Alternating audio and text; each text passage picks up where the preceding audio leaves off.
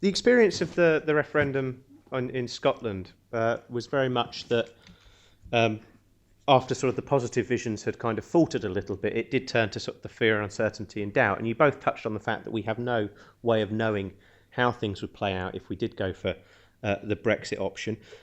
Does the environmental sector have a role to play in trying to sketch out a positive vision for Europe? And will that get any traction? Or are we just going to default to this idea of, do you know what, it's safer to stay with what we know?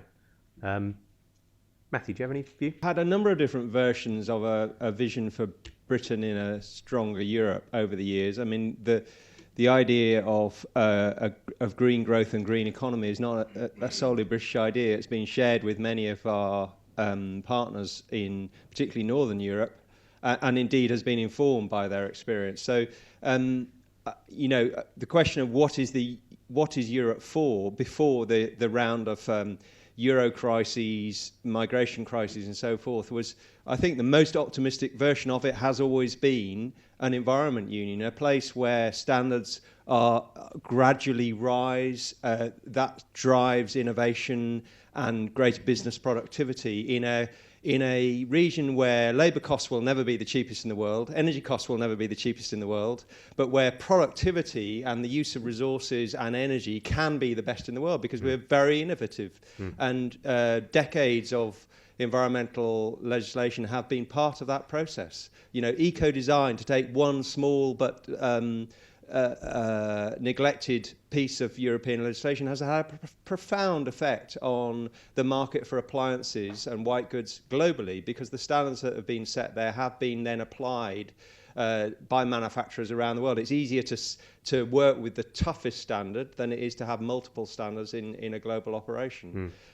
So I think we already do have a vision. Your second question is, will it make any difference? I don't think we know. It's unlikely to be top of the list, but I think there are many things that we as individuals will have to ponder in respect to the referendum. And I think whilst environment will never be the most urgent, I think it remains important to most of the British public and most of the people in this room as a sort of as a hygiene factor. Is this something we can secure in these different scenarios? Is there competence?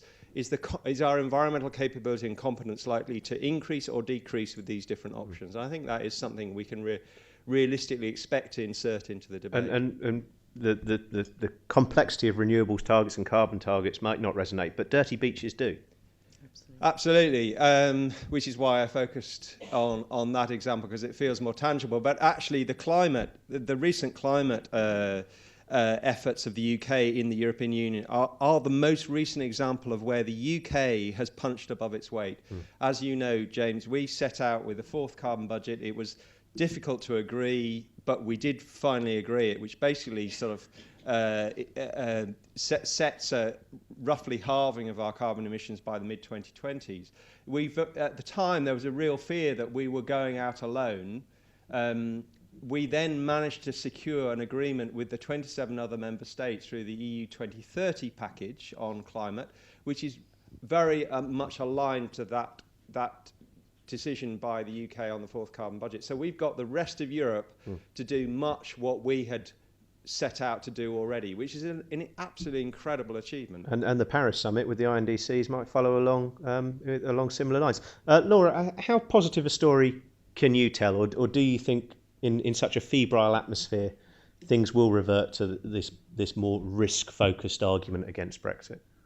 I mean, I think there'll be lots of different voices saying different things. I mean, I represent an organisation, and we're going to be the optimistic, positive campaign, which will be talking about both the achievements but also the future of Europe and how we need to shape our neighbourhood.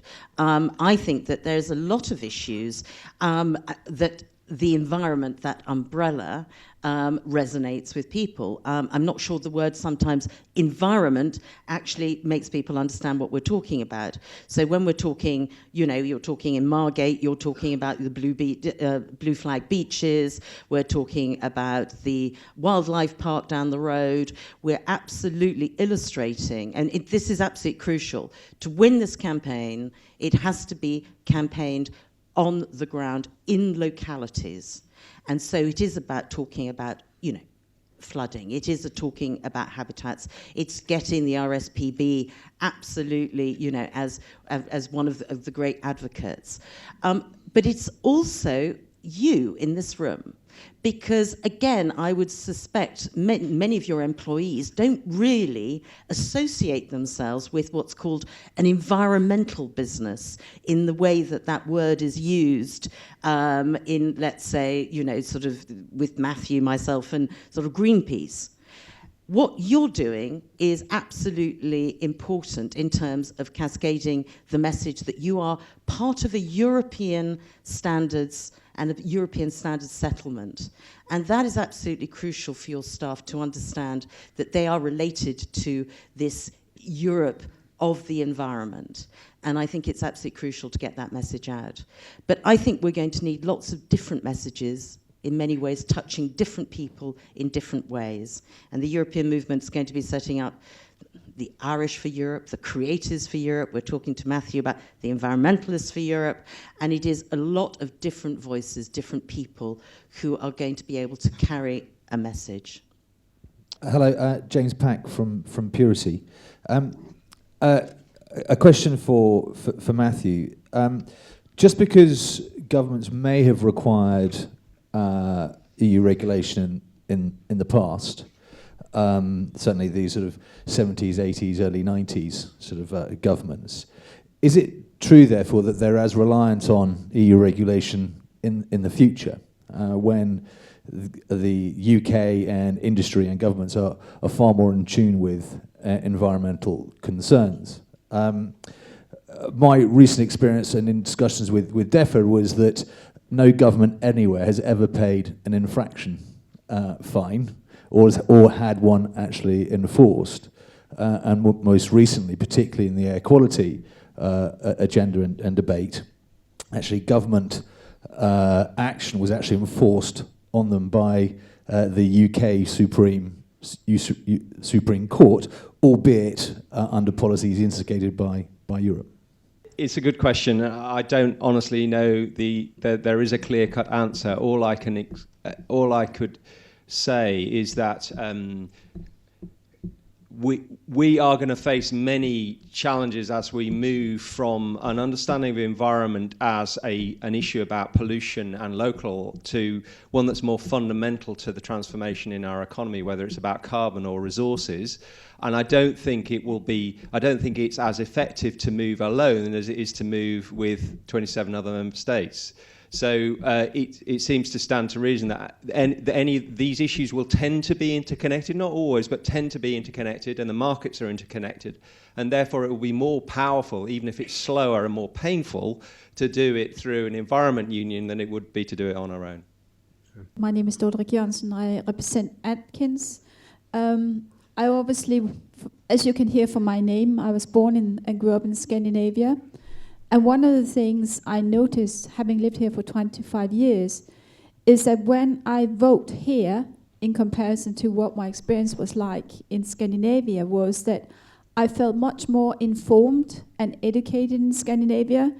And sometimes I feel that in the UK, that the people, when they put across, is not as much as an informed vote, is sometimes is slightly emotive. And therefore my questions to this, there's both a question but also a statement to the speakers. So the question is, how can you help inform and educate the general public to make sure that they really understand what they are voting for, so that it becomes more of an objective vote and a genuine vote? I mean, what will you do about it? And can you share any information with us so we can help that process? The other observation I have as well is, to me, that the dialogue and the conversations during voting becomes very adversarial and polarized. And I believe we need more people embedded who can almost negotiate those polarized positions and who can help facilitate a new, more harmonious and peaceful conversation, that so the people understand each other's point of view rather than fight each other. Absolutely. It's such a complex issue, and how can we get more of this detail out there so that people do fully understand the nuance that's involved? Laura? Well, I have to say, I totally appreciate your resistance to sort of the adversarial nature of politics in this country. And I think you've also got to talk to the media about that, because, you know, even if one ends up agreeing on 75% of things, they're only really interested in reporting the 25% that everyone's attacking each other on. I don't think we're going to change the nature of this debate. It is very much an emotional debate. I used to represent a constituency that has a sort of reasonable sized small inshore fishing fleet. And these people are absolutely determined, you know, to come out of Europe. So I asked them, just tell me, where do you sell your fish? And so they said to me, well, we sell about 90% of our fish in Boulogne Fish Market.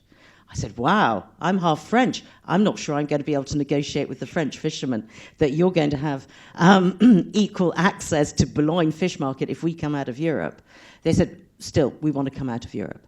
So you've got facts, you've got emotions, and you've also got something that's very important, and that is what is the vision for this country if we stay in or if we come out?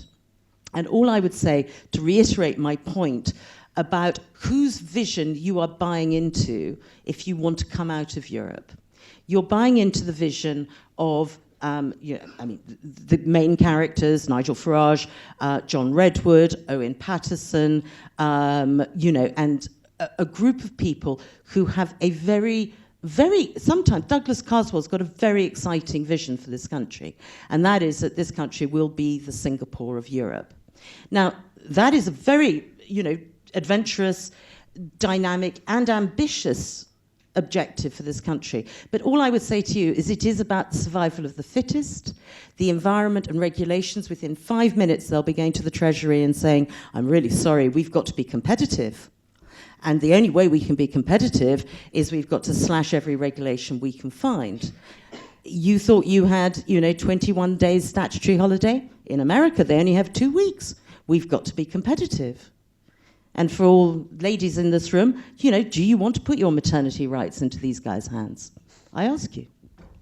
Mike Brown from Geoenvironmental.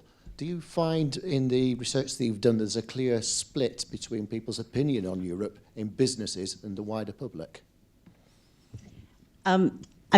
Primarily, even the Federation of Small Businesses, which is seen as being probably the most Eurosceptic organisation, or tendency to be more out than in, did a poll recently, and they were 60% in. Although quite a lot of people in play, if you know what I mean, they will listen to the debate. The public are.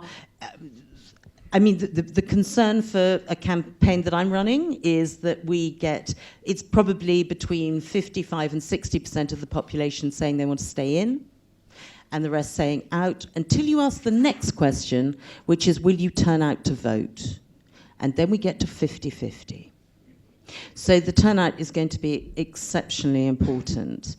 I think it's quite interesting because Brexit is perceived by small businesses or as an opportunity, as deregulation, a new sort of much more entrepreneurial environment. Actually, if you start to look at some of the issues around Brexit, I would say to you, Brexit is for the rich. Brexit is for the big multinational companies. So Nissan can move. The guy who makes the sandwiches for Nissan can't. The guy who's doing the small widget that goes into the BMWs manufactured in Birmingham, he's not going anywhere. But the big companies can move. People with money in their back pocket, hedge funds, all the rest of it, their money is flexible. The point is the people who will take the risk, and maybe it will be this great opportunity that Douglas Carswell thinks it's going to be, but the people who take the risk are those people who are fixed geographically in this country and will have to trade within this country as a platform to the rest of the world. And that's where I think the message needs to get across much more effectively to SMEs, that it is everybody is probably 7 degrees of separation from a European job. Who currently is in favour of Brexit? We have one. I think we've got 2. And people willing to say they're in favour of staying in? Yeah, it's pretty monolithic, isn't it?